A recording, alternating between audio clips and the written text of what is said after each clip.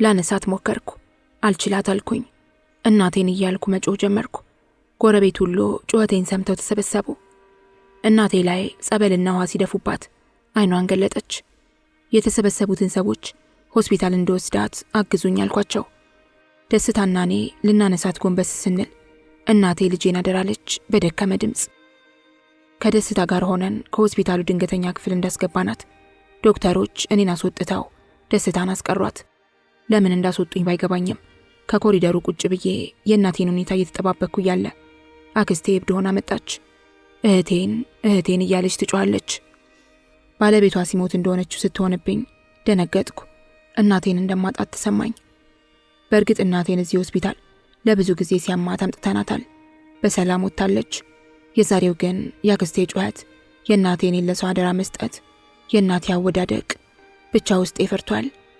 አክስቴ እኔ ጋር ሳትደርስ እህቴ የት ናት ስትለኝ ከፊት ለፊት ያለውን በር ጠቁሜያት ወደ ውስጥ ስትገባ እኔም ተከትያት በሩን ሳልፍ ዶክተሩ ውጭ ሆኖ አንድ ሰው በቂ ነው አለን።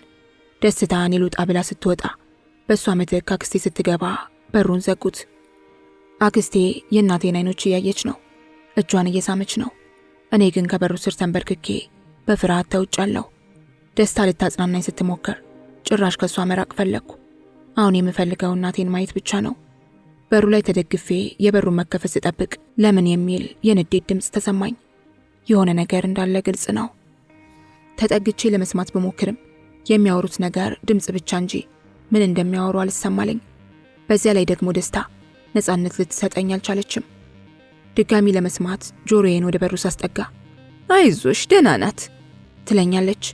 መስማት የምፈልገውን ከልክላ ማዳመጥ የማልፈልገውን ትነግረኛለች። ዶክተሩ በሩን ሲከፍተው ልቤ ከሁለት ተከፈለ። በሚያሳዝን ድምፅ እንግባ አልኩት። ትገቢያለሽ፣ አወዳደቋ ለክፉ አይሰጣትም። አሁን ላይ የሚያስፈልጋት እረፍት ብቻ ስለሆነ ምንም አትሆንም ብሎን ሲሄድ ወደ እናቴ በሩጫ ገባሁ። ከእናቴ ጉንጮች ላይ እንባዎች ይፈሳሉ። እጇን ይዤ ከሳምኳቸው በኋላ ቀና ስል ከአክስቴ አይኖች እንባ ይወርዳል። ለምን እንደሚያለቅሱ አልገባኝም። በጣም ነው የሚያስደነግጡት። ነገሩ ካለፈ በኋላ እናቴ ነቃች። አክስቴ ስታየኝ ቆይታ ዶክተሩ መሄድ ትችላላችሁ ብሏል፣ እንሂድ አለችኝ። እናቴ በጣም ቢያማት ኖሮ እዚህ እንድትተኛ ያደርጓት ነበር። ደህና ስለሆነች ነው እንድንሄድ የፈቀደልን ብዬ በማሰብ እሺ አልኳትና እናቴን ቀስ አድርጌ በመደገፍ እንድትነሳ አድርጌ ቤት ወስደን ፍራሹ ላይ አስተኛናት። አክስቴ ዝም ብላ ታለቅሳለች። እናቴም እንደዛው። ምን እንደተፈጠረ የማወቅ ጉጉት አደረብኝ። ምን አድርጌ ማወቅ እንደምችል ግን አላውቅም። በውስጥ ያላውቅም ሰርጾ ያውቃለው መፍትሄ አሳጣኝ። ሁለቱም እየተላቀሱ እያለ ጩኸቴን ሳይሰሙ ያልመጡት ጎረቤቶቻችን የሺና እማማ ዘነቡ ይህ ጨካኝ አረመኔ እያሉ ድንገት ገቡ። ማንን እንደሚሳደቡ ግራ ገባኝ። አክስቴም ግራ የተጋባች ትመስላለች። ሆስፒታል እያለን ምን ሆና እንደሆነ ስጠይቃት አዳልጧት ስትወድቅ ድንጋይ እንደመታት ነግራኝ ነበር። አሁን ላይ ሳስበው ግን አባቴ መቷት እንደሄደ ገመትኩ። ትንሽ እንደቆየን ጎረቤታችን እናትዬ መጣች። እሷም ወሬውን ቀጠለች። እኔ እኮ ሲመጣ ይቼው ነበር፣ ምኑ እግሬን እንዳሰረው ይህ አረመኔ ስትል ከእናቴ ፊት ላይ ኃይለኛ ንዴት ይነበባል። መናገር የምትፈልገው ነገር እንዳለ ግልጽ ነው። እኔም አባቴ መጥቶ እንደነበር እርግጠኛ ሆኛለሁ። እናቴ ያለሱ ጠላት የላትም፣ የሚመታትም እሱ ነው። ጎረቤቶቻችን እናቴን ለመጠየቅ ሳይሆን አባቴን ለመሳደብ የመጡ ነው የሚመስሉት። እየተፈራረቁ ሲሰድቡት እናቴ አፍና የነበረውን ቃላት ተነፈሰችው። ዝም በሉ አለች በደከማ አንደበትና በዛለ ሰውነት። ሁሉም ዝም ሲሉ ቀጠለች። ይህንን ያደረገው በምክንያት ነው፣ የልጃችንን አይምሮ አትበርዙት ስትል አክስቴም ስለማን የምታወሩት? ማን ነው እህቴን የመታት? በማለት ለጎረቤቶቻችን እንዲመልሱላት ስትጠይቃቸው ሁሉም ተያይተው ዝም ሲሉ እናትዬ እኔ ስገባ ያየሁት ዋለልኝን ነው በማለት መለሰችላት። የጠረጠርኩት እውነት ነበር። እናቴ ለምን ለሱ ጠበቃ ሆነች? ለምን ምክንያት ይኖረዋል አለች? አስቀይማ ይሆን? አክስቴ በምትችለው አቅም ንዴቷን ለመደበቅ ስትሞክር እኛም እናቴ የተፈጠረው እንድትረሳው ወሬ ቀየርን።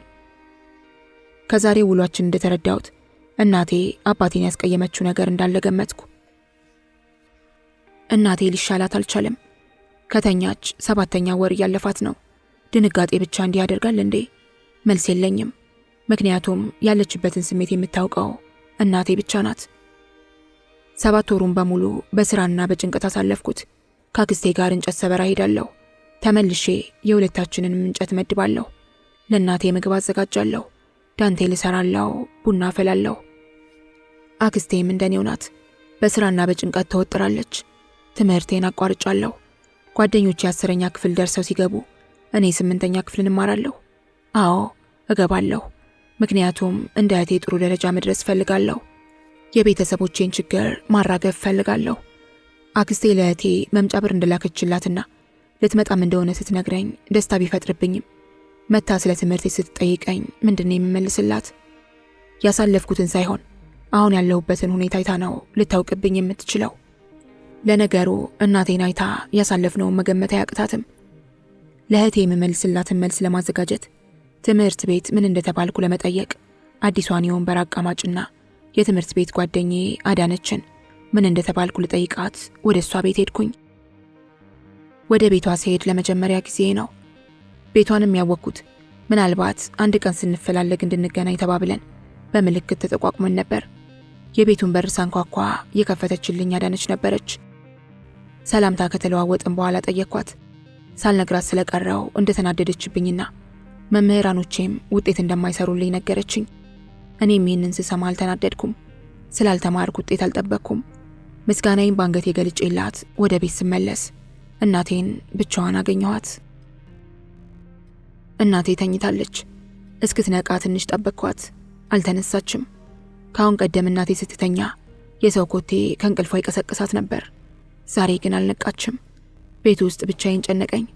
ልቀሰቅሳት ወስኜ እናቴ ያልኩ ትከሻዋን ስነካት ልትነቃልኝ አልቻለችም። እናቴን ሳምኳት፣ አቀፍኳት፣ እጆቿን ይዤ ዳበስኳት። ግን ዝም አለችኝ። ዝምታዋ አስደነገጠኝ። እናቴ የሚል የራሴ ድምፅ ይሰማኛል። ሰው እንዳልጠራ ልሳኔ ተዘግቷል። እንዳልንቀሳቀስ ሰውነቴ ይዝሏል። እዛው እናቴ ላይ አንገቴን አቀርቅሬ ሳለቅስ አክስቴ መጣችልኝ።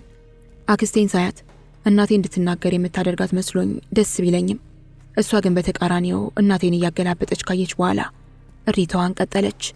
መሞቷን አረጋገጠች። እህቴን አጣኋት እያለች ነው የምታለቅሰው። ከዚህ በኋላ እናቴን ላገኛት ልስማትና ላያት አልችልም። የኔ ፀሐይ ላትመለስ ልትጠፋ ነው። ፀሐይ እኮ ግን ጠፍታም ትበራለች። ለእናቴ የፀሐይዋን ስያሜ ስሰጣት ጠፍታ እንድትበራ ነው። እናቴም በእኔ ጨክና ትታኝ አትሄድም። ብትሄድም መሄዷን መቀበል አልፈልግም። የሰፈሩ ሰው ነጠላውን እያደረገ መሰብሰብ ጀመረ። ነጠላ ለብሴ የሚመጡ ሰዎች ሁሉ የእናቴን ሞት ሊያረዱኝ የመጡ ስለመሰለኝ እጅግ ጠላኋቸው።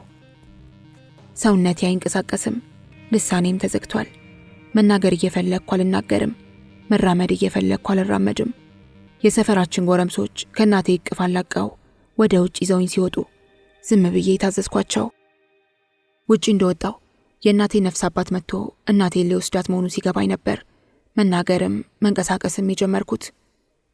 የነፍስ አባታችን ወደ ውስጥ እንዳይገባ የቻልኩትን አደረግኩ። መጀመሪያ እንዳይገባ ለመንኩት። እሺ ብሎኝ እንደማይመለስ ሳውቅ በጉልበት አደረግኩት። ያለ የሌለ ጉልበቴን ተጠቅሜ እንዳይገባ አድርጌ ነበር። ግን የሰፈራችን ጎረምሶች አንጠልጥለው በሩን አስለቀቁኝ። ምንድነው እናቴን ወስዶ አፈር ለማልበስ እንደዚህ ቸኮሉት? ምን አለበት እናቴን እየሳምኩ አቅፊያት ብውል? እናቴ እኮ ለኔ መቼም ቢሆን በድን ሬሳ አትሆንብኝም። ምን አለበት በየቀኑ አይኗን ባያት? ብትሞትም ለኔ እንዳለችን የሚሰማኝ። ተኝታም ሳያት ተስፋዬ ናት። ተስፋዬን ለመውሰድ ምነው ቸኮሉ? አሁን ላይ የኛ ሰፈር ሰዎች ሁሉ ጠላቴ እየመሰሉኝ ነው። ሁሉንም በጥላቻዬ ነው የማያቸው። ጓደኞቼስ ቢሆኑ ለምን መጡ? ሐዘኔን ሊያጽናኑኝ ወይንስ መሞቷን ሊነግሩኝ? ሐሴትና አበባ መጥተው ካጠገቤ ሲቆሙ አስጣሉኝ። በመታቸው ደስ ባለኝ። ለወራት ያክል እናቴ አልጋ ላይ ተኝታ ስትማቅቅ ያላዩት አሁን ለምን መጡ? እንደ ሞተች ሊነግሩኝ ነው? ውስጤ በንዴት ተቃጠለ። ማልቀስ አቃተኝ። እንደ እብድ አደረገኝ። በሰዎች መሃል አልፌ ሲሄድ ሐሴትና መቅደስ ተከትለው የት ነው የምትሄጂው ብለው ሊያስቆሙኝ ቢሞክሩም መልስ ሳልሰጣቸው ቀጥ ብዬ ስወጣ እህቴን ፊት ለፊት አየኋት። ሻንጣዋን ጥላ ተከትላ አስቆመችኝ። አይኗን ሳያው የእናቴን መሞት እንዳላወቀች ሲገባኝ እንባዬ እየተናነቀኝ አቀፍኳት። ግን አልቻልኩም። ሰቅሰቅ ብዬ አለቀስኩ። የእህቴም ልብ ሲፈራገጥ ተሰማኝ። ምን ተፈጥሮ ነው? ከማን ጋር ተጣልተሽ ነው? አለችኝ። እህቴ ጅል ናት። የሐዘንን ጥልቀት አታውቅም። ጥያቄዋን ሳልመልስላት ዝም ብዬ አለቀስኩ። በእጆቿ እንባዎቼን እየጠረገች የተፈጠረውን እንድነግራት ደጋግማ ጠየቀችኝ። እናቴ ሞተች አልኳት። እህቴ ውሃ ሆነች። ትታኝ ወደ ቤት ሮጠች። ጓደኞቼ ይዘውኝ ወደ ቤት ተመለሱ። እንባዎች ከዓይኖቼ ይፈልቃሉ። አፌ ምንም አይናገርም። አክስቴም እያበደች ፊቷን በጥፍሮቿ እየቧጨረች በእጆቿ ልቧን ትመታለች። ትወድቃለች፣ ትነሳለች። እኔ እስካሁን ማመን አልፈለግኩም፣ ወይም የሆነ ነገር ጎሎኛል። እህቴ ወደ ውስጥ ልትገባ ስትል ከለከሏት።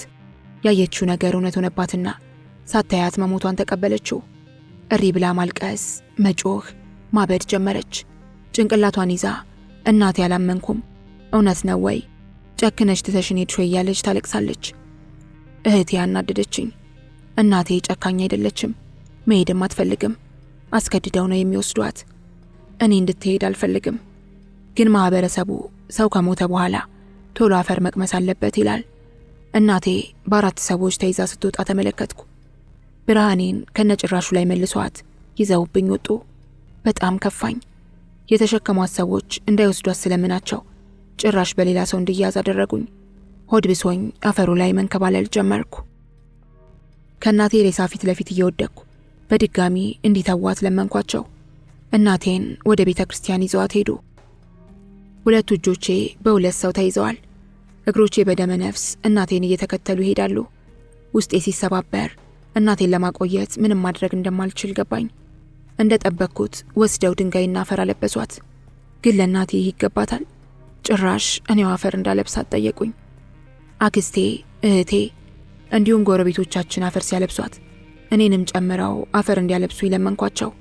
ከእናቴ ጋር አብረው እንዲቀብሩኝ ተማጸንኳቸው። የኔ ፀሐይ ካፈሩ በታች ናት። አፈር ሲያለብሷት ካየው በኋላ ሁሉንም ትቻቸው ወደ ቤት በመመለስ እናቴ ሳንቲም ወደምታስቀምጥበት ሳህን ግራም ብር አውጥቼ እንባዬን እየጠራረኩ ወደ ሱቅ አመራሁ። ወደ ሱቅ እየሄድኩ እያለ አበባና ሴት ደርሰው ሲይዙኝ ተናደድኩባቸው። እነሱ ምን ያጣሁትን ቢያጡ እንደዚህ እንደሚያደርጉ እርግጠኛ ነኝ። ታዲያ እኔን ለምን ይከለክሉኛል? አትፍረድ ይፈረድብሃል አይደል ነገሩ። ይዘው ወደ ሴት ቤት ሊወስዱኝ ሲሉ እንደ ጅብ አደረገኝ። በጣጥሻቸው እግሬ ወደ መራኝ ስሮጥ ከወንዝ ዳር ደረስኩ። በችኮላ ካልሞላው ወንዝ መግባቴ ቢያበሳጨኝም የሆነ አውሬ መጥቶ ቢበላኝ እንዴት ደስ ባለኝ ነበር። አንዳንዴ እንደፈለግነው ሳይሆን እንደሚያስፈልገን ነው የሚሰጠን። ጓደኞቼ ከባህሩ ገብቼ ጸጥ ስልባቸው ገብተው አወጡኝ። አሁን ትንሽ ማሰብ ጀምሬያለሁ። ተረጋግቼ ወደ እናቴ መሄድ እንደምፈልግ እርግጥ ቢሆንም ይህንንም የማደርገው ማንም ሰው እንዳልተከተለኝ እርግጠኛ ስሆን ብቻ ነው። ተረጋግቼ ወደ ቤት ይዘውኝ ሲመለሱ አክስቴና እህቴ ሐዘኑ አልበረደላቸውም። ሲያለቅስ የዋለው ሰው ደግሞ እህል እየበላ ነው። ሰው ግን ሰውን ቀብሮ ጭራሽ መሞቱን ረስቶ እየሳቀ ወጥና እንጀራ እየጨመረ የሚበላው ትንሽ ስቅጥጥ አይለውም ወይ? ሆድ ጥግ ላይ አክስቴና እህቴ እንዲሁም ነጠላቸውን ዘቅዝቀው አፋቸውን በእጃቸው ይዘው የቆሙ ሰዎችን ሳይ ውስጤ ይረበሻል። መሞቴን ባውቅም የእነሱ ማዘን ያሳዝነኛል። እኔ ሄጄ እናቴን ስለማገኛት አላለቅስም። ደግሞ እኮ ከእናቴ ጋር ይቀብሩኛል። ታዲያ ብቻዬን የሚሆንበት መንገድ አጣሁ። ብቻዬን ነኝ ስል ጓደኞቼ ይከተሉኛል። ጓደኛ መኖሬን ዛሬ ጠላሁት። ከእነርሱ ዓይን ሸሽቼ ልጠፋ ስል አክስቴ ልጄ የት ሄደች ብላ ታስታውሳቸዋለች። አክስቴ ትዕግስት ሳይሆን ልጄ ማለት ጀምራለች። ማንም ሳያውቅ ስትሞት የእህቴ ልጅ ብዬ ከማለቅስ አሁን ልለማመደው ብላ ነው መሰለኝ ልጄ እያለች መጥራቷን ቀጥላለች። ሰዓቱ እየመሸ ነው። ለእናቴ ሳልደርስላት ብቻዋን እንደምታደርስ አስበው ከፍቶኝ ማልቀስ ጀመርኩ።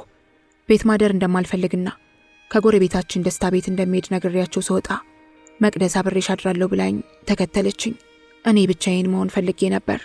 እነሱ ግን ያጽናኑኝና ጥሩ የሰሩልኝ መስሏቸው ፍላጎቴ ሳይገባቸው ተከተሉኝ። እግር አጠባውን መካፈል ስላልፈለግኩ ትቻቸው ስወጣ መቅደስ፣ አበባና ሴት አብረውኝ ወጡ። ከነ ደስታ ስንደርስ እኔና መቅደስ ወደ እነ ደስታ ቤት ገባን። እስኪተኙ ጠብቄ ከሌሊቱ 8 ሰዓት አካባቢ ወደ ውጭ ወጣሁ። ብሩን ቢይዘው መርዝ የለም፣ ገመድም አጣሁ። ሰው መሞት ፈልጎ እንዴት መሞቻ ያጣል? በድንጋይ ራሴን መታሁት። ያማል እንጂ አይገልም። ቶሎ የሚገድል ነገር ባስብም ሊመጣልኝ አልቻለም። ከእይታቸው በመሰወር ከሌላ ሰፈር መርዝ ገዝቼ ለመጠጣት ወስኜ እስኪ ነጋለኝ ወደ እናቴ መቃብር ሄድኩ። የኔ ፀሐይ ብቻዋን እንዳልሆነች እንደምከተላትና እንደናፈቀችኝ እየነገርኳት እያለ ነጋ። ቃሌን አክብሬ እስካገኛት ድረስ ቻው ብዬ ተሰናብቻት ወደ ሱቅ አመራሁ። ጠዋት ስለነበር ሱቆቹ አልተከፈቱም። እኔም ካሉት ሱቆች መካከል አንዱ እስኪከፈት ድረስ ከርቀት ተቀምጬ መጠባበቅ ሲጀምር አንደኛው ሱቅ ተከፈተ። እየተጣደፍኩ ወደዛው አመራሁ። የአይጥ መርዝ አለ ብዬ ስጠይቀው የለም አለኝ። እሱ እስኪከፍት መጠበቅ ያበሳጨኝ። ሐሳቤን ቀይሬ ገመድ ልገዛ ነበር፣ ግን ገመድ ከሰው እይታ ያስገባል። ትንሽ ወረድ ብዬ ሌላ ሱቅ አገኘሁ። የምፈልገውን ስጠይቀው አለ ብሎ ሰጠኝ። የተሰማኝ ደስታ ወደር የለውም። መርዙን በጥብጬ የምጠጣበት ውሃ የት ብዬ ላገኝ? ዱቄቱን ይዤ ውሃ የማገኝበትን አጋጣሚ ሳስብ ወንዝ መሄድ እንዳለብኝ ገባኝ። ውሃውን ሳገኝ በጥብጬ የምጠጣበት ቃጣሁ። ቀን ሲጠምብህ መከራ ነው። የሆነ ጎድጎድ ያለ ድንጋይ አለት አየሁ። ውሃውን በእጄ ወደ አለቱ አድርጌ መርዙን እዛው ላይ በጠበጥኩትና ተጎንብሼ ምንም ሳላስቀር ጠጣሁት። ሆዴን ሲቆርጠኝ ታወቀኝ። ሆዴን እንደጨበጥኩ ስወድቅ የጫማ ድምፅ ኮቴ ተሰማኝ። ራሴን ሳትኩ። ስነቃ ራሴን ያገኘሁት ሆስፒታል ተኝቼ ነበር። ለምን አልገደለኝም? መሞት የማይፈልጉትን እየገደለ ለምን ፍላጎቴ ነሳኝ? በመትረፌ የተናደድኩ። ከሞት የተረፈኝን ሰው ባውቀው የመጀመሪያ ጠላት የማደርገው እሱን ነው። ከህመሜ ሳገግም በጠዋት ወደ ቤት ይዘውኝ ተመለሱ። የኔ ፀሐይ ከጠለቀች 10 ቀን ሆናት። ብቻዋን ውላ በማደሯ አሳዘነችኝ። ሌሊት ለመውጣት እንዲመቸኝ ከደስታ ጋር ብተኛም እሷ ግን እንቅልፏን ትታ እኔን ስትጠብቀኝ አደረች። ከመሄዳችን በፊት አክስቴ ጠርታ ስታናግራት ስለነበር ጠብቂያት እንዳለቻት ገባኝ። እናቴ ከሞተች ጀምሮ ህይወት ከበደኝ። የሚስቁ ሰዎች ሁሉ የውሸታቸው እንደሆነና በውስጣቸው የያዙት ትልቅ ሐዘን እንዳለ ይሰማኝ ጀመር። አንዳንዴም የሚስቁት ሳቅ እኔን ለማስቀናት ይመስለኛል። ከደስታ ቤት በሌሊቱ ወጥቼ ወደ ቤት ስመለስ እህቴ ውጪ ላይ ቆማ ስትስቅ ሳያት በእንቅልፍ ልቧ መሰለኝ። በቅዠት መስሎኝ የነበረው የእህቴ ሳቅ የምር ስለሆነብኝ ሳቋን ተጠራጥሬ ወደ እሷ በመቅረብ የምታወራውን ለመስማት ሞከርኩ። አሁን እኮ ክረምት ነው፣ እሺ እስከዛው አትሂጂብን እያለች የፈካው ፊቷ ሲደበዝዝ አየሁት። ትታኝ ሄደች። አክስቴ ትታኝ ሄደች ብላ መታ ተጠመጠመችብኝ። ምን እየሆነች እንደሆነ አልገባኝም። ለነገሩ እኔም የእናቴ ምስሏና ድምጿ እያቀጨለብኝ ስቃይ ውስጥ ስለሆንኩ እንደኔው አድርጓት ነው ብዬ አሰብኩ። ተያይዘን ወደ ቤት ገባን። አዲሱን ህይወት ለመላመድ እየሞከርኩ ነው። እህቴ ቡና አፍልታ የተለመዱትን ጎረቤቶቻችንን ደስታንና እማማ ዘነቡን ጠራቻቸውና መጡ። ዘነቡን ሳያቸው የረገሙኝ ትዝ አለኝ። እናቴን ያሳጣኝ የእሳቸው እርግማን ይሆን ወይ ብዬ አሰብኩ። እርግማኑን እንዲያነሱልኝ ተጎንብሼ ብለምናቸው ደስ ባለኝ ነበር። ቡናው ተጠጥቶ እንዳለቀ አክስቴ ሁሉም ሲወጡ ጠብቃ ትዕግስት ልጅ አውቃለሁ በጣም አዝንሻል፣ ግን እንደዚህ አይነት ነገር ማድረግ አልነበረብሽም። እኛስ አንጎዳብሽም? ይገባኛል። ሁላችንም የምንወደውን ሰው ተነጥቀናል። እሷን ስንነጠቅ የተሰማን ሐዘን አንቺን ስናጣሽ ደግሞ ይሰማናል። ስለዚህ ለኛ ብለሽ እንደዚህ አታድርጊ አለችኝ። አክስቴ ቀለደች። እውነት እናቴን ሲያጡ እንደተጎዱት ሁሉ እኔንም ሲያጡኝ እንዳለችው ይጎዱ ይሆን? ለኔ የሚጎዱትስ ምን ስለሆንኩ ነው? ለሰው ልጅ የደስታው ምክንያት ባልሆንም ለሐዘኑ ምክንያት መሆን ግን አልፈልግም። ለአክስቴ ደግሜ እንደማልሞክረው ቃል ስገባላት ፊቷ ላይ ትንሽም ቢሆን ፈገግታ አሳየችኝ። እኔ ግን ሳቄም ሐዘኔም ጠፍቶብኛል። ለወራት ከነ ደስታ ቤት ነው የማድረው። እህቴ ወደ ዩኒቨርሲቲ ልትሄድ 12 ቀን እንደቀራት በዓሉም ደረሰ። በጠዋት ተነስቼ ወደ መቃብር ስፍራ ሄድኩ። በዓሉን ከእናቴ ጋር ለማሳለፍ ከኔ ዘግየት ብለው እህቴና አክስቴ አረፋፍደው ከመጡ በኋላ በጸሎት ቀኑን አሳለፍን። 10 ሰዓት አካባቢ ቤት ስንገባ ወደ መቃብሩ ከመምጣታቸው በፊት ዶሮ ወጥ ሰርተው ነበርና ለመብላት ምግቡን አቀራረቡት። መብላት ሳልፈልግ በአክስቴ ግፊት ትንሽ ከቀማመስኩ በኋላ በበዓል ቀን ቤት ማምሸት ለኔ ከምንም በላይ ከባድ ስለሆነ ትቻቸው ሄድኩኝ። ወደ ደስታ ቤት ሳይሆን ወደ እናቴ መቃብር ነበር ሄድኩት። እዚያው ከእናቴ ጋር ባድር ደስ ባለኝ፣ ግን አክስቴ ደግሞ ውጪ ስለማታሳድረኝ ተመልሼ ወደ ደስታ ቤት ሄድኩ። ደስታ ቤት ሄዳ እንደነበርና ተጨንቀው እንዳመሹ ነገረችኝ። ምንም መልስ ሳልሰጣት ገብቼ ልተኛ ስል እስኪ ቢያንስ ዛሬ ብይ ብላ ጠየቀችኝ። ከደስታ ቤት ማደር ከጀመርኩ ሰነባብቻለሁ። አንድ ቀን ግን እህል በልቼ አላውቅም። ደግማ ስትጠይቀኝ አልበላም ብዬ ተጋደምኩ። መተኛቴን እወደዋለሁ። ማንም ሳይረብሸኝ ከእናቴ ትዝታዎች ጋር እደሰታለሁ። በዝምታ ራሴን ሳዳምጥ ሕይወቴ ትርጉም ያጣብኛል። እህቴን ስሸኛት ከወትሮ በተለየ መንገድ ነበር። እንደ ሄደችም አክስቴ ብቻዋን ትሆናለች ተብሎ ወደ ቤት ተመልሼ አብሬያት ማደር ጀመርኩ። አዳሬን አልተኛም። ላለመተኛት ከራሴ ጋር እጣላለሁ። ድንገት ከተኛው ደግሞ እያየኋት ሳልጠግባት ትታኝ ትሄዳለች። የምትለኝ ነገር አለ። ሁሌም ስተኛ በህልሜ አያታለሁ። ደግሞ እኮ ነጭ በነጭ ለብሳ ሳያት ደስታ ይፈጥርብኛል። የምታወራኝን ነገር ሁሉ ሲነጋ ትዝ ስለማይለኝ ተጨንቄ ይፈራለሁ። አስተያየቷ አልተቀየረም። ድምጿም እንደዛው ነው። እናቴን በህልሜ ለማየት ቶሎ እንቅልፍ እንዲወስደኝ እፈልጋለሁ። ግን ደግሞ አንዳንዴ በእኔ ትናደዳለች። ልትመታኝ ሁሉ ትሞክራለች። ለምን እንደሆነ አይገባኝም። ብዙ ታወራኛለች። ልይዛው በልቤ ላስቀምጠው እፈልጋለሁ፣ ግን አላስታውሰውም። በጣም ሲጨንቀኝና እዚህ ቤት ማደር ከጀመርኩ በኋላ የሚሰማኝን ስሜት አንድም ሳላስቀር ላክስቴ ነገርኳት። ደንግጣ እስካሁን ባለመናገር የተቆጣችኝ የሆነ መላ መጣች። ተኝተሽ ስትታይሽ እንደምንም ብለሽ ተነስተሽ ያለችሽን ንገሪኝ አለችኝ። ላክስቴ ስለነገርኳት ቅልል ብሎኝ ተኛው። ጠዋት ስነሳ እየጠበቀችኝ ነበር። ምን አለችሽ ብላ ጠየቀችኝ። ሳያት ለመነሳት ብዙ ጥረት ባደርግም የሆነ የሚያስር ነገር ይፈጠርብኝና መነሳት አልችልም። እናም ትዝ እንደማይለኝ ነገርኳት። ለዛሬ ቀጠሮ ይዘን መሽቶ ተኛው። ሌሊቱን ሲያቃዠኝ እንደምንም ብዬ ነቃው። ስነቃ አክስቴ ቁጭ ብላ እየጠበቀች ነበርና እናቴ ያለችኝን አንድ በአንድ ስነግራት ቅዠት ነው አለችኝ። ከነገርኳት መሃል ግን የሆነ የምታውቀው ነገር እንዳለ ከስሜቷ ተረድቻለሁ። ዝም ብዬ ማለፍ ስላልፈለግኩ እናቴ የኔ ንቃት ተጠቀሚ፣ በአባትሽ ምክንያት አይደለም የሞትኩት፣ ይቅርታ ያለችኝን የውሸት ነው ብዬ ጠየቅኳት። ህልሙ ቅዠት ነው እንጂ በአባትሽ ምክንያት ነው የሞተችው አላልኩም። መልሷ ስላላጠገበኝ የምታውቀውን እውነታ እንድትነግረኝ ደግሜ ለመንኳት። እናትሽ የሞተችው በበሽታ ነው ብላኝ አረፈችው። ግልጽ እንድታደርግልኝ እኔም አላውቀው ምን አይነት በሽታ ስላት ጠዋት እናወራለን አሁን ተኛ አለችኝ። እንደምንም ብዬ ንዴቴን ተቆጣጥሬ ካልነገርሽኝና እውነቱን እስካላወቅኩ ድረስ እናቴ በህልሜ ትመጣለች፣ ስቃዬ ያስደስትሽ፣ አሁኑኑ እውነቱን ንገሪኝ ብዬ እግሯ ስር ተደፋው። አክስቴ ከብዙ ፍርሃትና ጭንቀት በኋላ እናቴ በኤችአይቪ በሽታ እንደሞተች ነገረችኝ። ውስጤ ተቃጠለ። ያኔ አጨቃጭቃቸው የነበረውን ጉዳይ መልስ አገኘውለት። እናቴን ባለማኖሬ ተናደድኩ። መድኃኒቱን ተከታትዬ ባለማጠጣቴ ላተርፋት እየቻልኩ በመሞቷ ተበሳጨሁ። አክስቴም እናቴ ሳትሞት ባለመናገሯ አቃጠለችኝ። በጣም አናደደችኝ። ጅብ ከሄደ ውሻ ጮኸ ሆነብኝ። ለምን ያን ያልነገርሽኝም ብዬ ስጠይቃት ልጅ ስለነበርሽ ነው አለችኝ። ከተቀመጠችበት ትቻት መደቡ ላይ ተጋደምኩ። ፊቴን ወደ ግድግዳው አዙሬ እያለቀስኩ ነጋ። ጠዋት ስነሳ አይምሮዬ ላይ ሲመላለስ የነበረውን ጥያቄ ይዤ ወደ አክስቴ ሄድኩኝ። ምንም ሳትደብቅ እንድትነግረኝ አባቴ እናቴን ለምን መታት ብዬ ጠየቅኳት። ተጋብተው አንቺን እንደወለዱ በመሃል ተለያዩ። እናትሽ ኑሮ ሲቸግራት ሴተኛ ዳሪነት እየሰራች ከተለያዩ ወንዶች ጋር ማደር ስትጀምር ጥንቃቄ ማድረጓን ዘነጋችሁ። አንድ ቀን እውነቱን አስረድታኝ የኤችአይቪ መከላከያ መድኃኒት እንዳልተጠቀመች ነገረችኝ።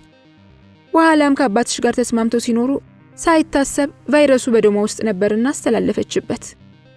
እናቴ የኔን ደስታ ለማየት ራሷን ሸጠች። ስቃይዋን ባለመካፈሌ ውስጤ ስብርብር ብሏል።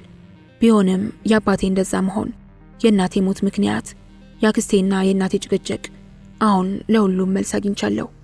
ሽመልስ ምን ሆኖ ይሆን? ባለበት ፈጣሪ ጠብቀው። አክስቴ እንጨት ለቀማ ስትሄድ ጠብቄ ወደ እናቴ መቃብር በመሄድ ለምን እንደዋሸችኝ እያለቀስኩ ጠየቅኳት። መልስ የለም። ወደ ቤት ስመለስ አክስቴ እንዳትናደድብኝ ብዬ በውሸት ትምህርት ቤት እንደቆየው ስነግራት በደስታ ተፍነከነከች። ወይ ጉድ!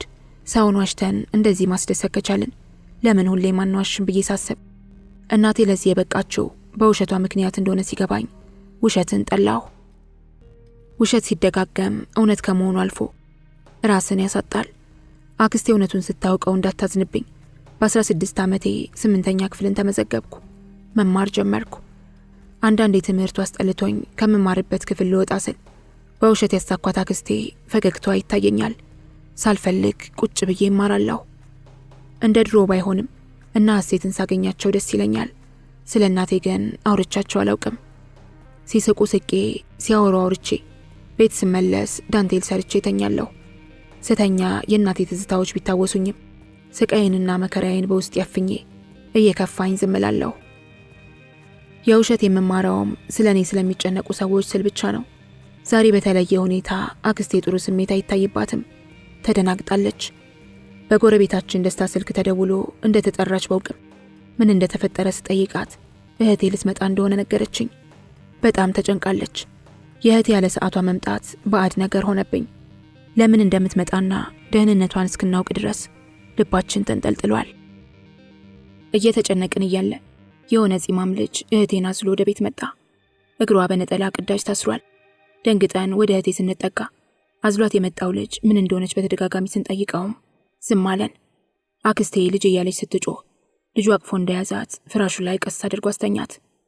መረጋጋቱን እንዳወቅኩ ስጠይቀው የተለከፈ ውሻ እንደነከሳት ነገረን። አክስቴ በሀበሻ መድኃኒት እንደምናድናት ስታውቅ ወደ ቀልቧ ተመለሰች። ቀሪዋን ናፍቆቴን ከተኛችበት ከሳምኳት በኋላ ልጁ ማን እንደሆነ ጠየኳት። የነገረችኝ ምስክር ነበር። ይበልጥ ወደድኩላት። ሰብአዊነት የሚሰማው ልጅ ነው። ከአክስቴ ጋር የነበረችንን ብር ይዘን ደብረ ታቦር ከዋቂ የሀበሻ መድኃኒት ቤት መድኃኒቱን ገዝተን በማምጣት ለሳምንት ያህል ብናጠጣትም ሊሻላት አልቻለም። መድኃኒቱን የሰጠን አዋቂ ዳግም ስንጠይቀው ከተነከሰች ወር አልፏት ከሆነ መድኃኒቱ እንደማይሰራና ሌላ መፈወሻ መድኃኒት እንደሌለው ነገረን። አክስቴ ይህንን ስትሰማ ተስፋዋ ተሟጦ ጸጣለች። ተመልሰን ምስክርን ስንጠይቀው ወር እንዳለፋት ነገረን። ምስክር ከዛሬ ነገ ይሻላታል እያለ ባለማምጣቱ ስህተት ቢሰራም ለመዳን ጊዜ የሚፈጅ ይመስለኛል። እህቴ ማውራት ብትፈልግም ማውራት አትችልም። ዝም ብላ ትስቃለች። እኔና አክስቴ ከመጨነቃችን የተነሳ በአጋጣሚ የምናገኘውን ሰው ሁሉ እንጠይቃለን። ሁሉም መድኃኒቱን ታገኛላችሁ እያሉ የሚጠቁሙን ከሄድንበት አዋቂ ቤት ሆነ። ተስፋ ሳንቆርጥ መድኃኒቱን ማፈላለግ ብንጀምርም ፍለጋው ከንቱ ሲሆንብን ሆስፒታል ይዘናት ሄድን። ለቁስሉ አልኮል ካደረጉላት በኋላ ወደ ቤት ይዘናት ተመለስን። የእህቴ ዝምታ ያስፈራል። እኔም አይኖቿን አፍጥጣ ያለማቋረጥ ስለምታየኝ እፈራት ጀመር። እህቴ ከመጣች 18 ቀን ሆናት። ምስክር ተመልሶ ወደ ትምህርቱ እንዲሄድ ብትለምነውም መሄድ አልፈለገም። ሌት ተቀን አይኗን እያየ ሲጠብቃት ይውላል ያድራል። አንዳንዴ እንቅልፍ እንደወሰዳት ካወቀ በኋላ ነው የሚተኛው። ተኝቶም ከተገላበጠች ይነቃል። እህቴ በ20ኛ ቀኗ ዝምታዋን ሰብራ የሆነ ያልሆነውን መዘባረቅ ጀመረች። የምታወራው ስለማይሰማ እኛም ደንግጠን ጸበል አስጀመርናት። ከተጠመቀች በኋላ ደህና ሆና ተመለሰች። መናገር በጀመረች በሁለተኛ ቀኗ እንደ ውሻ መጮህ ጀመረች። ጸበል ይዘናት ብንሄድም መጮሃን አታቆመም። ጩኸቷ ቀስ እያለ ስለሆነ የሚወጣው ብዙም አይረብሽም ነበር። ቀስ በቀስ በሶስተኛው ቀን ያለማቋረጥ እንደ ውሻ መጮህ ጀመረች። በመስቀል እየተመታች ብትጠመቅም በአራተኛው ቀን እየጮኸች እንደ ውሻ መራመድ ጀመረች። አክስቴ፣ ምስክርና እኔ በጣም ተጨነቅን። ምን ማድረግ እንዳለብን እንኳን አናውቅም። እኔም ጭራሽ መሸሽ ጀምሬያለሁ። እህቴ ያልመስልሽ አለችኝ። ዛሬም ወደ ጸበል ይዘናት ብንሄድም ለውጥ ግን የላትም።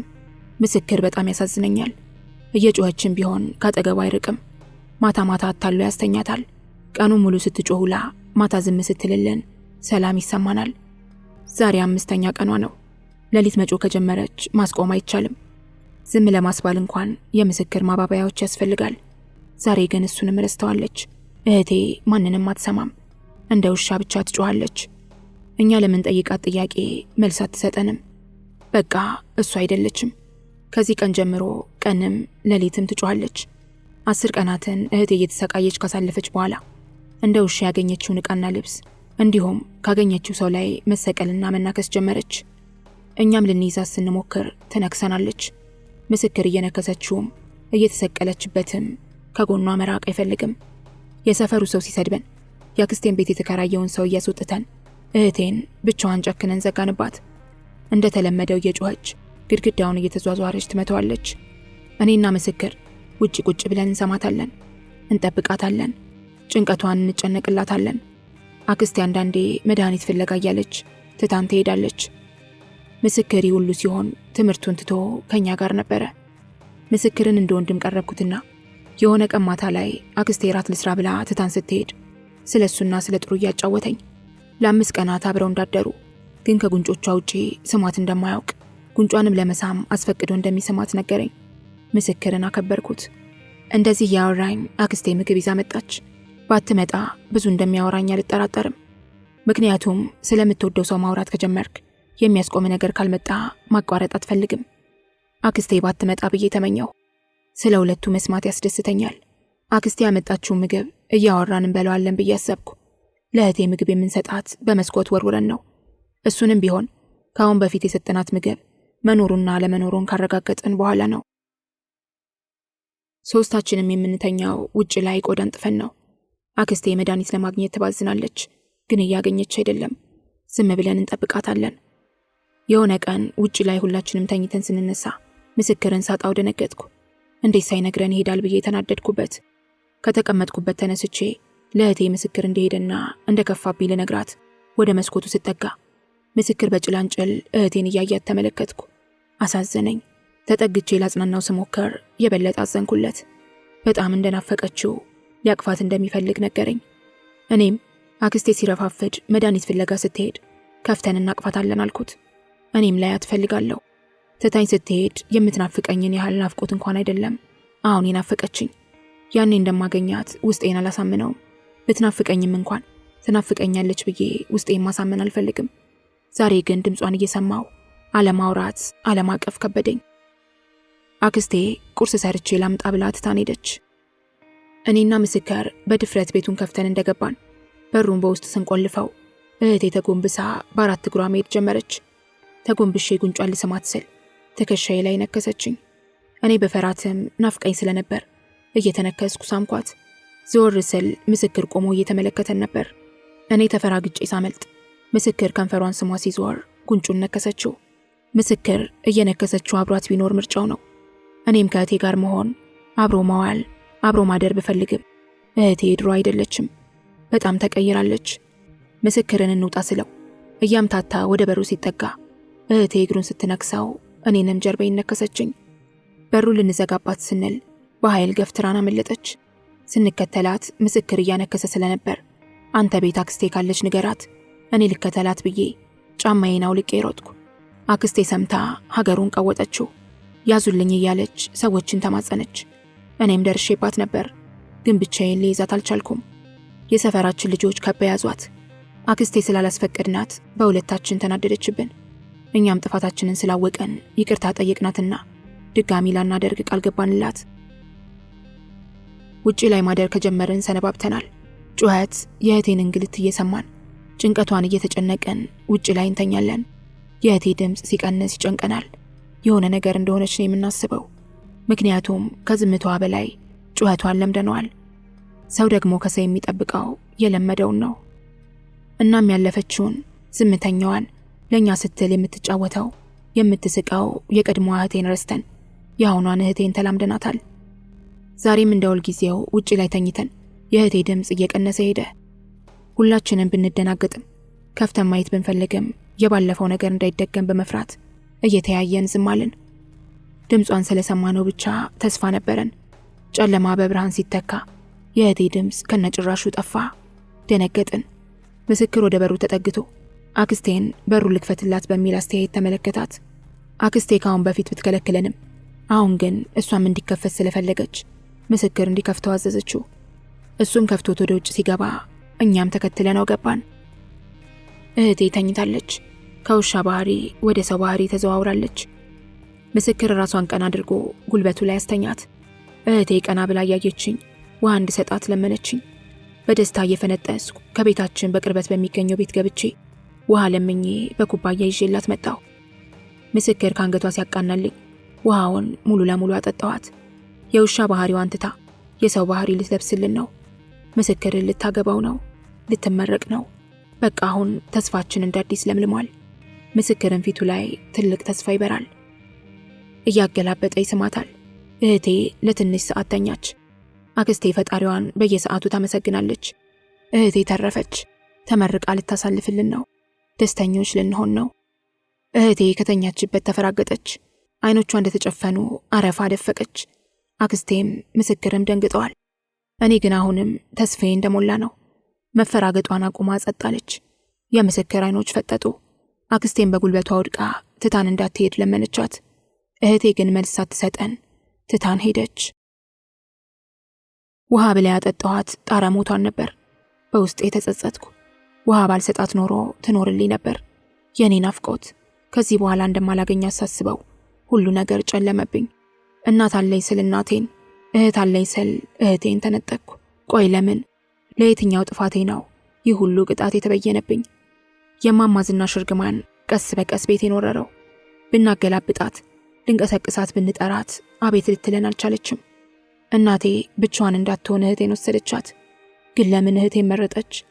በአንድ ዓመት ውስጥ 2 የምትወዳቸውን ሰዎች ማጣት ህመሙ ከባድ ነው። አሁን ደግሞ እህቴ መሞቷን ሳስብ ትድንልኛለች ብሎ ሁሉን ነገር ትቶ የሚጠብቃት ምስክር አሳዘነኝ። ህመሜ እንደተሰማው ተሰማኝ። ምስክር በእህቴ ህይወት ትልቅ ቦታ ነበር ያለው። ሁሉ ነገር ጨለመ። የእህቴን ሞት መቀበል አልፈልግም። ሁላችንም እንጠብቃታለን። አክስቴ እንደ እብድ አድርጓት ውጭ ላይ ወጣ። ልጄን ስትል ሰው ተሰበሰበ። አክስቴ ባትጮህ ጥሩ ነበር። እናቴን እየለመንኳቸው እንደወሰዷት ሁሉ እህቴንም ወሰዷት። ምስክር ተደፍቶ እያለቀሰ ያለ የነፍስ አባታችን መጣ። ይህን ሰውዬ ጠላሁት። ምክንያቱም ሰውን ከሚወደው ሰው ለመለየት ይቸኩላል። ላለማስገባት ሞከርኩ፣ ግን በጎረምሶች ተይዤ ወደ ውጭ ወጣሁ። እንደወጣሁ አክስቴ እየወደቀች እየተነሳች ስታለቅስ አየኋት። ከኔ ስቃይ ይልቅ የበለጠ የምስክር ስቃይ ያሰቃየኝ። በየትንሽ ደቂቃ ልዩነት እየሰረኩ አየዋለሁ። ምስክር ወጥቶ ሲሄድ የሆነ ነገር እንዳያደርግ ፈርቼ ስከተለው ስልክ እያወራ ሳየው ትቼው ተመለስኩ። በጣም ቆየብኝ። እንደገና ሄድኩ። ብቻውን ቁጭ ብሎ ያለቅሳል። ይውጣለት ብዬ አሁንም ትቼው ተመልሼ ከልቅሶ መሃል ገብቼ ዝም አልኩ። ምስክር በሰዎች መሃል አቆራርጦ እየመጣ ጓደኞቻችን ተመርቀው መጡ። እኛም እንደነሱ እንመረቅ። የመመረቂያችን ቀን እኮ ዛሬ ነው። ተነሺ፣ ያሰብሽውን ቀሚስ ልግዛልሽና ተመረቂልኝ እያለ አለቀሰ። ይሄኔ ከውስጥ የሆነ እሳት ሲነድብኝ ታወቀኝ። አሁንም ከንፈሬ ተገጥሞ እንባዬ ጉንጬን ሲያርሰው ብቻ ነው የሚታወቀኝ። አክስቴም ስለ ምርቃቷ አንዳንድ ነገር ትላለች። ተስፋዋን እያነሱ ይበልጥ አሳመሙኝ። እኔ ግን ለምን እኖራለሁ? በጣም የምወዳቸውን ሰዎች አጥቼ እንዴትስ እኖራለሁ? ሁሉም እንደሚኖረው ሊኖር ይቻል ይሆናል። የኔ ግን ከማንም በላይ ከባድ ነው። ምክንያቱም ከነበሩኝ 3 ሰዎች ላይ ነው 2ቱን የተነጠቅኩት። ለዛ ነው የኔ ከሌላ የሚለየው። የእህቴ ሬሳ ተገንዞ ሲወጣ እውነት አልመስላለኝ። የምኖረው ህይወት የሙከራ ስርጭት መሰለኝ። ብዙ ነገሮች ተደበላለቁብኝ። ሬሳ ተይዞ ሲወጣ ሁሌም እፈራለሁ። ወስደው ድንጋይና አፈር እንደሚያለብሷቸው እርግጠኛ ሆናለሁ። አሁን ታፍነው የነበሩት ቃላቶች ከንፈሮቼን ጥሰው ወጡ። እህቴን እንዲተውሉኝ በማጸናቸውም ሰሚ የሌላቸው ድምጾች ሆኑብኝና ይዘዋት መጓዝ ጀመሩ። ይህኔ ነበር ስሜቴን መቋቋም ያቃተኝ። በቃ ወደኩ፣ ተነሳሁ። ሊተውልኝ አልቻሉም። ምስክር ወደ መጡት ሰዎች ተቀላቅሎ ያለቅሳል። የመጡት የእህቴ ጓደኞች ናቸው። ጋውን ለብሰዋል፣ ተመርቀዋል። ጭራሽ እነሱን ሳያቸው እህቴ ከመሃላቸው እንደሌለች ሲሰማኝ ምኞቷን እንዳልኖረችው ሳረጋግጥ ይበልጥ አመመኝ። ምስክርን አይቼ አክስቴን ሳይ ፊቷ ደም በደም ሆኗል። እንደ እናቴ ወደ ቤተ ክርስቲያን ሲወስዷት በደመ ነፍስ አብሬ ሄድኩ። ለእህቴ ጉድጓድ እየተቆፈረ እኛ ስናለቅስ ቆየን። ሁሉም ሰው የተመረቁትን የእህቴን ጓደኞች ሲያይ ውስጡ ላይ የሚሰማው ቁስል አለ። ሁሉም ሰው አለቀሰላት፣ ስለ ጥሩነቷ መሰከሩላት። ስሟን የኖረች ጥሩዬ ትባላለች። የሰው እንባ የሚመልሳት ቢሆን ኖሮ ትመለስ ነበር። መሬቱ ተቆፍሮ ሲያልቅ ሳናየው እህቴን ጉድጓድ ውስጥ ከተቷት። መቃብር ቆፋሪዎቹ አብረው ቢቀብሩን ተመኘው። የሞተውስ ተቀበረ፣ በቁማችን ሞተን ግን ያልተቀበርነውስ? እህቴን አፈር አልብሰን እየተላቀስን ወደ ቤት ተመለስን። ያኔ ከወራት በፊት እናቴን ቀብረን ስንመለስ የነበረ የሐዘን ስሜት አሁን ላይ አለ። ያኔ እንደዛ ብናዝንም ህይወታችን ግን ቀጥሎ ነበር። አሁን እንዴት ነው ህይወታችን የሚቀጥለው? ደስተኛ እንሆን ይሆን? እንዴት ነው ከዚህ ሐዘን የምንወጣው? እንዴት ነው ሞቷን አምነን የምንረሳት? ከዚህ በኋላ ምስክር የሚቆይ አይመስለኝም። አንዳንዴ የምትወዳቸውን ነገሮች እያጣ ስትሄድ ህይወት ወደ መራቸው አቅጣጫ ብቻ ትራመዳለህ። ዓላማ አይኖርህም። በራስህ ላይ ተስፋ ትቆርጣለህ። እህቴ አፈር ለበሰች። አመሻሽ ላይ ጓደኞቿ ተሰናብተውን ሲሄዱ ከፋኝ። ባይመጡ የተሻለ የሚሆን መሰለኝ። ሁሉም ሲሄዱ ምስክር ግን አልሄደም። እውነቱን ለመናገር ስላልሄደ ደስ ብሎኛል። ማታ ከግራ ጠባው ስነ ስርዓት ላይ የሰፈሩ ሰው መጥቶ መሳሳቅ ተጀመረ። ሲስቁ የበለጠ ስለሚከፋኝ ተነስቼ ወደ ጎረቤታችን ደስታ ቤት ሄድኩ። ደስታኛ ጋር ስለነበረች ብቻዬን ከዛ ቤት አሳለፍኩ። ሰው እየቀነሰ ሳቁ ሲጠፋ ወደ ቤቴ ስመለስ ምስክርና አክስቴ ፍራሽ ላይ ተቀምጠዋል። እኔም አጠገባቸው ተቀመጥኩ። አክስቴ ማልቀሷን አላቆመችም። ምስክርም አልፎ አልፎ እንባ ይታይበታል። የኔም ልብ ቆስሎ እርር ብሏል። አንዳንዴ ፍቅር ባይኖር ኖሮ ላለሁ። ምክንያቱም ከፍቅር ጀርባ መነጠቅ ስላለ መዋደድ፣ መተሳሰብ በጠፋና ሰው ዝም ብሎ በደመ ነፍስ ቢኖር ብዬ እመኛለሁ። አክስቴ ዛሬም እንደ ትላንቱ ፊቷን ትቧጭራለች፣ ልቧን በሁለት እጆቿ ትመታለች። የአክስቴን ጉዳትና የሐዘን ጥልቀት ሳይ ከነሱ ቀድሜ ያለመሞቴን አመሰገንኩ። ምክንያቱም እኔ ስሞት አሁን እኔና አክስቴ የተጎዳነውን ጉዳት እንደሚጎዱብኝ ገባኝ። ሰውን ባለመጉዳት ውስጥ ደግሞ ትልቅ ደስታ አለ። ስለዚህ እኔ መሞት የምፈልገው ማንም የሚጎዳልኝ ሰው እንደሌለ ካረጋገጥኩ በኋላ ነው። ዛሬም ስናለቅስ ውለን ያልደረሰው ሰው ደርሶ ሲመሻሽ ለቀስተኞች ወደ ቤታቸው ሄዱ። አክስቴ እንድታርፍ ስጠይቃት እንደማትፈልግ ነገረችኝ። እሺ ብለን ሁላችንም ሳንተኛ ነጋ። እህቴ ከሞተች 3ኛ ቀኗ ነው። በጠዋት ተነስተን እየተላቀስን ወደ እህቴ መቃብር ሄደን ተመለስን። ምስክር ዛሬ እንደሚሄድ ሲነግረን ቢከፋንም ሐዘናችንን በውስጣችን ይዘን ዝም አልነው። እኔ እንዲቆይ ልለምነው ነበር፣ ግን ለምን ምን በወጣው ይሰቃይ። ከእናት ከአባቱ ቤት የተሻለ ነገር ያጋጠመው ይሆናል። ለመሄድ ከቤት ሲወጣ ልሸኝ ብዬ ከተቀመጥኩበት ስነሳ አክስቴም እያለቀሰች ከእህቴ የተሻለ ሴት እንዲሰጠው መረቀችው። አቅፎ ተሰናበታት። እየሸኘሁት አንድ ቀን በሆነ አጋጣሚ ስንገናኝ እንዳንረሳሳ ያደረግነውን የአንገት ማተባችንን ከተቀያየርን በኋላ አቅፎይ በመሳም መኪና ውስጥ ተሳፍሮ ሄደ። ምስክርን እንደ ወንድም ለምጄው ነበር። ሲሄድ በጣም ነበር የከፋኝ። የሆነ ቀን እንደማገኘው እያሰብኩ በተስፋ ተለያየን። ቀርብ የወደድኩት ሰው ሁሉ ቢሄድም አሁን የምኖረው ለአንዷና ለብቸኛዋ አክስቴ ስል ብቻ ነው። ከአክስቴ ጋር አናወራም። በቃ ዝም ነው። መብላት ከፈለግኩ አቅርቤ እበላለሁ። አክስቴም እንደዛው። መተኛት ስፈልግ እተኛለሁ። ሁለታችንም አንድም ቃል ሳይወጣን እንግባባለን። እህቴ ከሞተች 2 ወራትን አሳለፈች። አክስቴ ማታ ማታ እየሄደች ታወራታለች። ለምን ትተውኝ እንዲሄዱ ለምጠይቃቸው ጥያቄዎች ስለማይመልሱልኝ አልሄድም። ዛሬ ሐሴት ቤት መጣ ከአክስቴ ጋር አጣላችኝ። አክስቴ ልትረዳኝ ፈቃደኛ አይደለችም። ተማሪ ብላ ትጨቀጭቀኛለች። ሐሴትም የመጣችው አብረን ሄደን እንድንመዘገብ ነበር።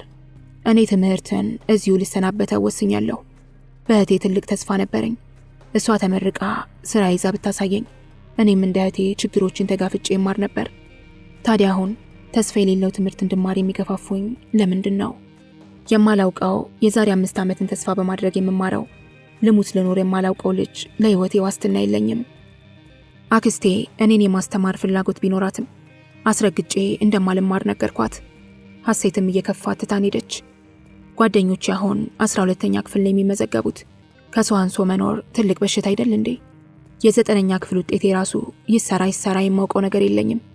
በትምህርት ተስፋ ቆርጫለሁ። ትምህርቴን ትቼ ከቤት ተቀምጬ ስውል አክስቴን እንዳይከፋት ዳንቴል እየሰራው ሸጣለሁ። ሐሴት፣ አበባና መቅደስ ሲመጡ ጸጉራቸውን እሰራቸዋለሁ። ትምህርት በማቋረጤ ቅስሜ ቢሰበርም የታናሽነት ስሜት የተሰማኝ ጓደኞቼን ሳያቸው ከልቤ ይደሰታለሁ። ጓደኞቼ በተደጋጋሚ ጸጉር መስራት እንደምችል ይነግሩኛል። የምሰራቸው ስሬት ከማማሩ የተነሳ ሌላም ሰው እየመጣ ይሰራ ጀመር። ገንዘብ ባላገኝበትም እረፍት ተሰምቶኝ ስለ ሐዘኔ ጥልቀት እንዳላስብ ይረዳኛል። አክስቴን ብትሆን እንጨት ለቀማ መሄድ ጀምራለች። ዳንቴልም ትሰራለች። የሚገርመው ግን ሁለታችን ከአንድ ቤት እየኖርን አለማውራታችን ነው። ከአክስቴ ጋር አብሬ እየዋልኩ እያደርኩ ስትናፍቀኝ ላወራት እየፈለግኩ ግን ዝም እላለሁ። ዛሬ ግን አቀፍኳትና እንደዚህ መቀጠል እንደሌለብን ነገርኳት። እሷም ልክ እንደሆንኩ በውሸት ፈገግታ ገለጸችልኝ። ከዚህ ጊዜ ጀምሮ ከልባችን ባንስቅም ፈገግ ማለት ጀምረናል። የሆነ ቀን አይቻት የማላውቃት ልጅ ከቤት መታ ጸጉሯን እንድሰራ ስትጠይቀኝ እየሰራዋት እያለው ደስታና ዘነቡ ቡና ሊጠጡ ወደ ቤታችን መጡ። ልጅቱን ሸኝቻት ወደ ቤት እንደገባው ደስታ ስንት ብር ተቀበልሽ አለችኝ። ምንም ብር እንዳልተቀበልኩ ስነግራት እያስከፈልኩ እንድሰራ መከረችኝ። ከዚህ በኋላ ነበር ማስከፈል የጀመርኩት። ከጓደኞቼ ውጭ ሁሉንም አስከፍላለሁ። በቀን ቢያንስ 50 ብር ሰራለሁ። አክስቴ መቃብር ቦታ መሄድ ስላቆመች ከሐዘኗ ያገገመች ትመስላለች። እኔም ሐዘኔን በውስጤ ደብቄ በመታየቴ ደና መስላለሁ እንጂ ደና አይደለሁም። እና በ12ኛ ክፍል እንደተፈተኑና ፈተናን በደንብ እንደሰሩ ሳውቅ ትተውኝ እንደሚሄዱ ገባኝ። ከነሱ ውጭ ጓደኛ እንደሌለኝ ገና ዛሬ ተገለጠልኝ። እና ሐሴት ፈተና መፈተናቸውንና ጥሩ ውጤት ማምጣታቸውን በሰማው በሳምንቱ አክስቴ ህመሟ ተቀሰቀሰባት። ሆስፒታል ብንሄድና ዶክተር ምንድነው ያመመሽ ብሎ ቢጠይቃት ደህና ነኝ ብላ እንደምትመልስለት ነው የሚሰማኝ። ሁሌም ሐኪም ቤት መሄድ አትወድም። ነገር ግን በተደጋጋሚ ጡቷን እየያዘች ታለቅሳለች። እንዳመማት ግልጽ ነው። አሞሻል ሆስፒታል እንሂድ ስላትም መቼ አመመኝ ብላ ጥያቄን በጥያቄ ትመልሳለች። ከብዙ ጊዜ በኋላ ህመሟ እየጨመረ ሲሄድና ጎረቤቶቻችን ወደ ሐኪም ሂጂ ሲሏት ተያይዘን ሆስፒታል ሄድን። አንድ ቦታ ላይ አንድ አይነት ህመም ከተደጋገመ በሽታው ከባድ ነው። ከዚህ በፊት በር ላይ ህፃናት መግባት አይችሉም እያሉ የሚያስመልሱ ዘበኞችም ሆነ ሐኪሞች ዝም አሉኝ። ዛሬ አደኩኝ መሰለኝ። ወደ ሆስፒታሉ ከአክስቴ ጋር አብረን ገባን። ተመርምራ ዶክተሩ ውጤቱን ሊነግረን ሲል ልቤ ደነገጠ። እንደምንም ተረጋግቼ ውጤቱን ሰማሁ። አክስቴ የጡት ካንሰር በሽታ እንዳለባት ተነገረን። ሲነገረን አልደነገጥኩም። እንደ ማንኛውም በሽታ ቶሎ የሚድን መስሎኝ ነበር። አክስቴ ግን አይኖቿን በማፍሰስ ጀምረዋል። እኔም የሷ እንዲህ መሆን ሳይገባኝ ዶክተሩን እሺ መድኃኒት ይዘዝልን አልኩት። ዶክተሩ አንገቱን ሲነቀንቅ መድኃኒት የለውም ወይ ብዬ ጠየቅኩት። ተረጋጊ፣ መድኃኒት አለው። መድኃኒቱ ግን ጡቷን ከተቆረጠች በኋላ ቁስሉ እንዲደርቅ የሚያደርግ ነው አለኝ። ይሄኔ ነበር ነፍሴ ከስጋዬ የተለያየው። ጡቷ ይቆረጣል ነው እኮ ያለኝ። አይሆንም ብዬ አክስቴን ይዤ ወደ ቤታችን ተመለስን። ተጨንቀን መፍትሄ ስናጣ ነገ ጸበል እንደምንሄድ ተስማምተን ተኛን። እንቅልፍ የሚባል ነገር በአይኔ ሳይዞር ነጋ። ሲነጋ ያጠራቀምኳትን ገንዘብ ይዤ ከህመም ይፈውሳል ሲባል ከሰማሁት የአምስትያ አቡነ ተክለ ሃይማኖት አንድነት ገዳም በደቡብ ጎንደር ሀገረ ስብከት በእብናት ወረዳ ውስጥ 8 ኪሎ ሜትር ገባ ብሎ ወደሚገኘው ገዳም አመራን። ትንሽ የእግር መንገድ ቢኖረውም ሳይታወቀን ደረስን። ሰፈሩ በረሃማ ሲሆን ወደ ገዳሙ ቅጥር ግቢ ሲገባ ግን ቀዝቃዛና ሰላም የሰፈነበት ነው። ቤተ ክርስቲያኑ የተሰራው በኖህ መርከብ አምሳል ሲሆን በሩ የተሰራው ደግሞ በአንድ ዛፍ ግንድ ተጠርቦ ነው። እርዝመቱ ከ2 ሜትር በላይ ሲሆን ወደ ውስጥ ዘልቀን ስንገባ በስተግራ ከጣውላ የተሰራ የሚያምር ስዕል አድኖ ይታያል። በቀኝ በኩል የቅዱሳን አጽመ ቅሪተ አካል ሲኖር ከዚህ ገዳም ለብራና ጽሑፍ የሚጠቀሙባት ከጣሊያን የመጣች ሮምሴት የምትባል እጽዋት አለች። ከዓመት እስከ ዓመት ለምለም ናት። ይሄ ገዳም ከሌሎች ገዳም የሚለየው በገዳሙ ውስጥ ከበሮ አይመታም። ለወራት እዚህ ገዳም ስንቀመጥ በጣም የወደድኩት ነገር ቢኖር ዓለም ላይ ስለ እኩልነት ይሰበካል፣ ግን የሚተገበረው በገዳም ውስጥ ነው። እንጀራ የሚጋግሩት፣ ንፍሮ የሚያነፍሩት፣ እንዲሁም ጠላ የሚጠምቁት አባቶች ናቸው። እዚህ ገዳም ቆይተን ወደ ቤት ስንመለስ ትንሽም ቢሆን ተሽሏት ነበር። ያለችበትን ሁኔታ ለማወቅ ወደ ሆስፒታል ይዣት ሄድኩ። ዶክተሩ ጭራሽ እንደባሰባትና ለመታከሚያ 80 ሺህ ብር እንደሚያስፈልገን ሲነግረን እንደነገጥኩ። ይህ ሁሉ ብር ከየት ይመጣል? አክስቴ ሊጠይቋት የሚመጡ ሰዎች ሁሉ የሀበሻ መድኃኒት ታድርግበት ይሉኛል። መሞከሩ ባይጠቅምም አይጎዳም ብዬ ልሞክር ወሰንኩ። እና አበባ የአክስቴን መታመምና የተጠየቅነውን ብር ሰምተው ለአክስቴ መታከሚያ በሰፈራችን እየዞሩ ያሰባሰቡትን 600 ብር አምጥተው እንደሰጡኝ ሳላመሰግናቸው ወደ ቤት ገባሁ። የሰፈራችን ሰው ለሰው ኗሪ ነው። ሳናስበው የለየልን ለማኝ መሆናችን አበሳጨኝ። ቢሆንም ግን መዳን ስላለባት የሀበሻ መድኃኒቱን ገዛውና በየቀኑ ቀባት ጀመር። ለውጥ የለውም። ቤቷን ሸጬ ላሳክማት ወሰንኩ። ቤቱ የተመዘገበበትን ስም በእኔ እንድታደርግልኝ ጠየቅኳት። ደስ እያላት አዞረችልኝ። ላገኘሁት ሰው ሁሉ ቤቱ እንደሚሸጥ እናገራለሁ። ብሩን አግኝቼ የአክስቴ ጡት ተቆርጦ እሷ ደህና ሆና በየቀኑ አያታለሁ። እንደምወዳትም እነግራታለሁ። ይህ ቀን ያልፋል እያልኩ አስባለሁ። የሀበሻው መድኃኒት ይበልጥ ቁስሉን እያባባሰው መጣ። ከዚህም አልፎ ጡቷ ተቦርቡሮ ተከፍቷል። እኔ ለሰው ባታሳይ ደስ ይለኛል። ለሚያየው ሰው በጣም አሰቃቂ ነው።